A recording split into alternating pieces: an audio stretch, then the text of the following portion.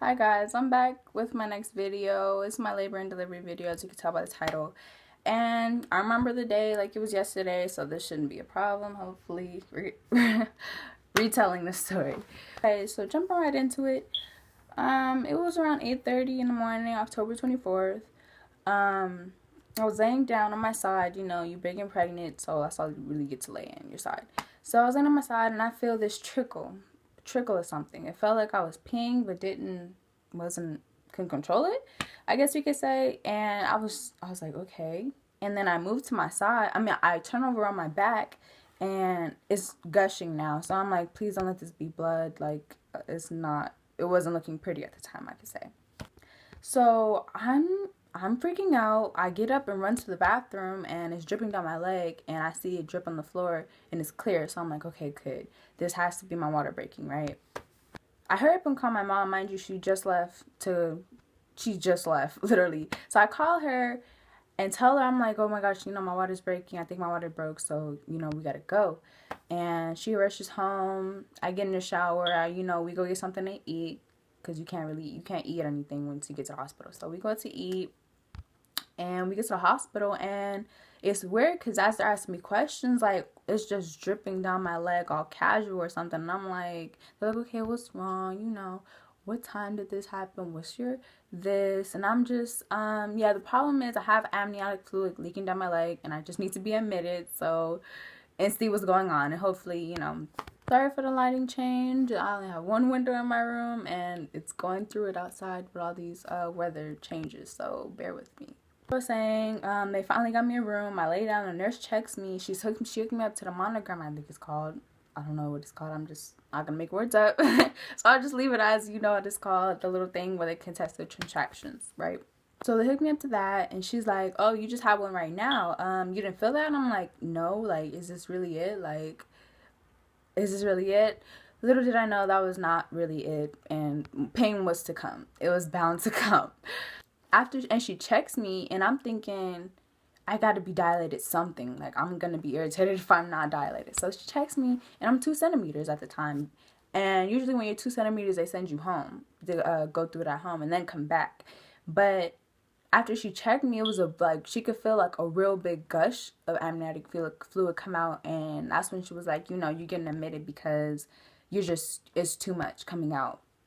So I'm all kind of happy that I didn't get sent home yet again. Like, oh my gosh, I'm not leaving this hospital without my baby.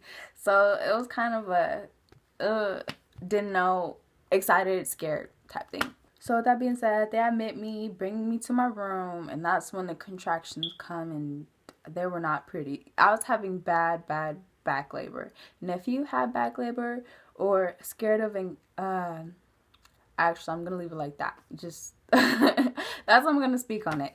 Yeah, the contraction kicked in. Mind you, it's just me and my mom. My boyfriend is at school. I have no way to call, text him at all, so he doesn't know what's going on until later. So when we get to my room, the nurse checks me again, and I'm only 2.5 centimeters at the time. So I'm going through all that pain, and nothing's really progressing. So I'm irritated. So they end up giving me only 50. I'm not good with medicine names, so I'm just gonna give me 50 milligram doses of something. But the doctor only prescribed to give me it in 50 because usually they give it in 100. But my age, I'm 16, so they only give me a 50. So they give me that. It worked for a split second, and after that, it was gone. So eventually, I did get the epidural. An hour passed, I believe, and the nurse comes and checks me again, and I'm 5 centimeters. So I'm like, okay, all this pain is working. Something's progressing, because I don't want to be stuck in a certain, and then they'll have to induce me. That's where I was. I almost got induced, basically, because I was having contractions and it wasn't going anywhere. I think that's what happened.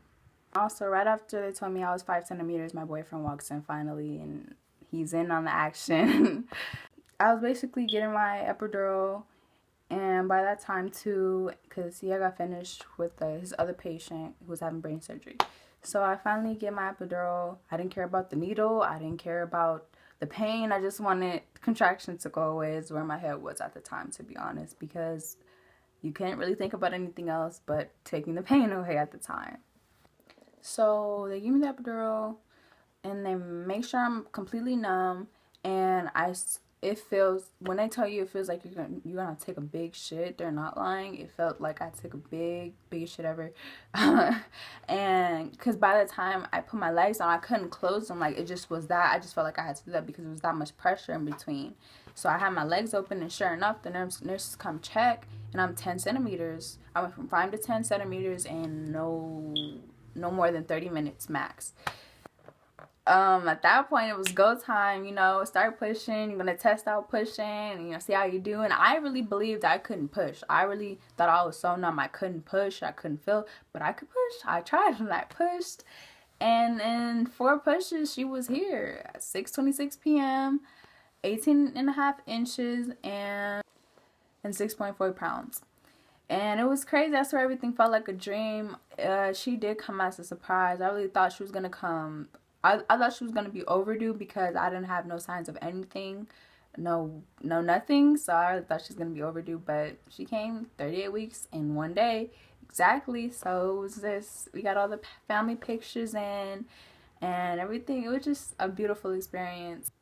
I would definitely do it 1,000 times over just for the fun of it, because it was that good of an experience for me, and I'm grateful that I had that memory.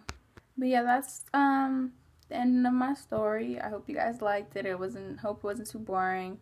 Comment below anything else, any video suggestions, any things you guys want to know. I'll link all my social media down below, and that's it. Thanks for watching, you guys. See you next time.